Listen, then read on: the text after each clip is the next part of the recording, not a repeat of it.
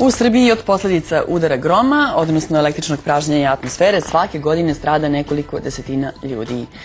Grmljavina najčešće traje 10, 20 minuta, možda pola sata i za to vreme nije preporučljivo nalaziti se na otvorenom prostoru. Najbezbednije, kažu, automobil pod uslovom da zatvorite prozore i ne dodirujete metalnu konstrukciju. Mene malo grlo steže.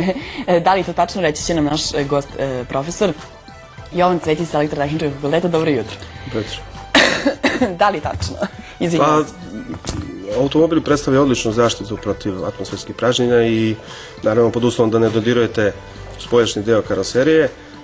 Mi u elektrotehnici to zovemo Faradayev kavez, znači on manje više predstavlja tu strukturu koja je posebno sigurna za ono koje je unutra i nema opasnosti znači za ljude koji su u vozilu od atmosferskih pražnjenja. A da li je svaka grmljavina opasna? Postoje li tu neke zablude? Pa nije svaka grmljavina opasna, postoje razna pražnjenja, znači između oblaka kad je pražnjenje, tada nemate opasnosti znači na zemlji, međutim da li je, kad postoji ta pražnjenja između oblaka, uvek postoji pražnjenja prema zemlji, tako da u principu kad grmi to je signal da se dešavaju pražnjenja i da treba obratiti pažnju. Je li tačno da se može izmeriti grom gde se nalazi tako što se, ako od munje i zvuka groma prođe 3 sekunde, to je 1 kilometar otprilike? Tako je. Brzina zvuka je oko 330-340 metara u sekundi i ako izmerite, odnosno odbrojite sekunde od trenutka kad vidite bljesak, pomnožite sa tih 340, to znači 3 sekunde 1 kilometar, praktično dobijete rastojanje približno od mesta udara. Kažu ljudi da nije ovako grmelo pre bombardovanja i to kažu jako često, se žale. Da li je moguće da bombardovanje promeni jednu takvu prirodnu pojavu kao što je grom? Slušajte, ja sam bio svedok, preživio sam bombardovanje, što kažu ovdje u Beogradu, i bavio sam se i pre i posle atmosferskim pražnjenjima. Lično nisam merio, dakle ne mogu da tvrdim da se nešto promenilo u samom intenzitetu i to bi morao da dokažem merenjima, ali ono što sam mogao po zvuku da čujem, bila je jedna izvesna promjena, 1 godinu dana je trajala posle bombardovanja. Dakle jeste? Jeste. Uz samom zvuku tih atmosferskih pražnjenja, pošto sam ih slušao i ranije i kasnije, i mogu da vam kažem da ja to tumačim jednostavno prisustvom dosta velike količine srebra i jodida koji je bacan kao infracrveni mamac vjerovatno u ovom vazdušnim borbama i tako. Ali to je sad, mislite 10 godina kasnije da... Ne, to se više ne osjeća, ali 1 godinu dana ja sam lično svedok bio da je nešto promenjeno u tom zvuku, one su bile, čini mi se, većeg intenziteta, mada kažem ne mogu to da potvrdim. Da, vi kažete čini mi se većeg intenziteta, ali evo, na Volskom tornju trebalo bi, i vi ste vođa tog projekta, čini mi se da se instalira oprema da ćete znati tačno intenzitet gromova. U toku je upravo konkurs ministarstva u vezi sa trogodišnjim projektima od 2011. do 2014. i ja sam želeo da instaliram opremu, delimično je već kupljena od strane ministarstva ta oprema, baš na tornju Avala koji je u međuvremenu završen, jer je to idealno mesto za merenje atmosferskih pražnjenja. To bi bio jedan od nekoliko tornjeva u Evropi, praktično najjužniji i možda i najinteresantniji, s obzirom da što ste južnije učestanost pražnjenja veća, tako da bi u Evropskoj uniji ovo bio najviše. 44.000 dnevno, je li tačno da ima nepogoda sa...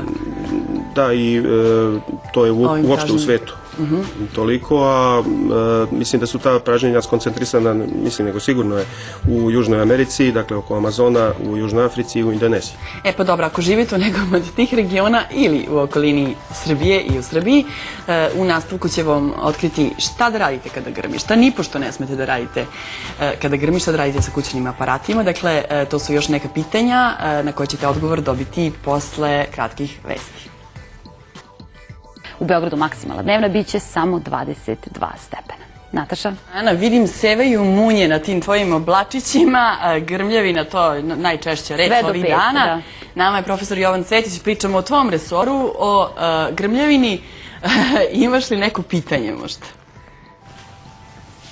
Mislim, zanimljivo je, a većina nas ne zna, to je da najčešće kada smo na otvorenom prostoru i kada počnu pljuskovi koji su često praćeni i grmljavinom, mi se najčešće sklanjamo pod nastrešnice, a ponekad refleksno rukama prekrivamo i uši. Ono što mali broj nas zna je da za vreme grmljavina ne treba prilaziti gromobranima. Glava treba uvek da nam se nalazi niže od okolnih predmeta. Ako nas nevreme zatekne daleko od zgrada, nikako ne bi trebalo da se sklanjamo ispod drveća, jer je zapaženo da grom najčešće pogađa najstarije hrastove, zatim stabla kruške, breskve, jasena i bagrema. Dakle, ako u blizini ima mnogo drveća, pa ne možemo brzo da se udaljimo iz tog područja, onda treba izabrati mesto između dva stabla koje su međusobno udaljena od 15 do 20 metara. Kao ti najstarije hrastove? Kako grom zna u šta udara? Pa, Ipak su to prilično ovako profesor biologije, jel? problematične konstatacije, ja se ne bi oslonio na to. Znači, kad ste na otvorenom prostoru, kao što su ravnice u Vojvodini... Da, najviše ljudi strada u stvari. Šta raditi onda?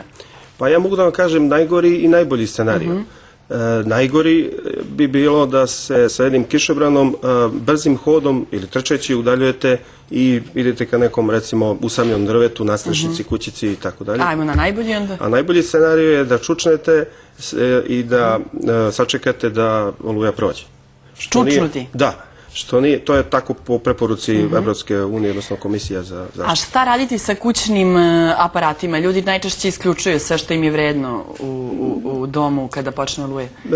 Ja lično u gradu to ne bih radio, tu nema potrebe, s obzirom da su u gradu objekti jako dobro zaštićeni, podzemni su vodovi, energetski i tako dalje. Tako da tu prenaponi koji se javljaju su mali i... To ne biste u gradu, ali znači negde drugo, ali... Na selu da. Ja sam lično svedok, imam neke veze sa selom, često odlazim tamo, imam neku kuću koja dosta često dobija strujne udare preko vodova, jer su to sve nadzemni vodovi i indukuju se veliki naponi pri udarima. E pa hvala vam, onda nećemo isključivati, barem ne u Beogradu. Hvala profesore još jednom što ste bili gost i jutarnjeg programa.